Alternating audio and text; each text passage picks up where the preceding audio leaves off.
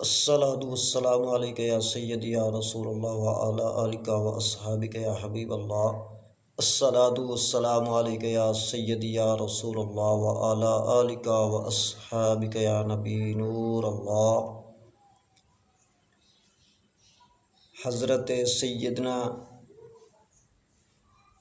حماد بن زید رحمۃ اللہ تعالی علیہ بیان کرتے ہیں کہ حضرت سیدنا محمد بن مسیح رحمۃ اللہ تعالی علیہ فرمایا کرتے تھے کہ میں اس رزق سے پناہ مانگتا ہوں کہ جو رزق اللہ عز و جل سے دور کر دے۔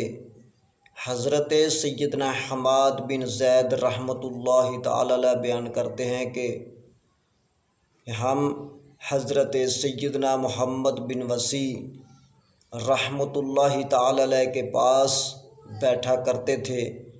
آپ اکثر یہ دعا مانگا کرتے، اللہم انا نعوذ بک من کل رزق یباعدنا منک طہرنا من کل خبیث ولا تسلط علینا الظلمہ، یعنی اے اللہ عز و جل ہم ایسے رزق سے تیری پناہ مانگتے ہیں کہ جو ہمیں تجھ سے دور کر دے، اور اے اللہ عز و جل ہمیں ظاہری اور باطنی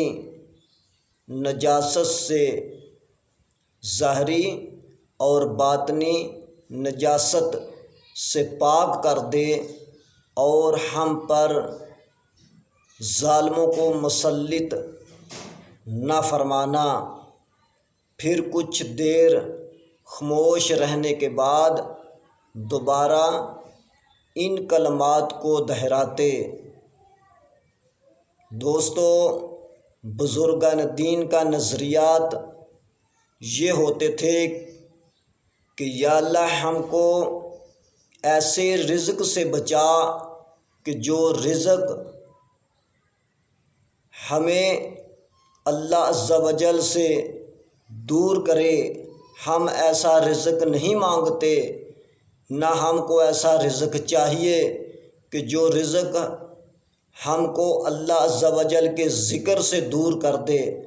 لیکن آج کے معاشرے میں بس یہی ہے کہ بس رزق ہی آ جاوے، دولت ہی آ جاوے،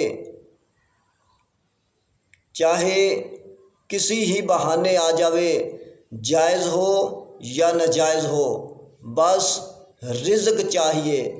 دوستو، دعا ہے کہ اللہ تبارک و تعالی ہم سب کو بزرگان دین کے نقش قدم کے مطابق ہم کو رزق حلال کمانے کی توفیق عطا فرمائے۔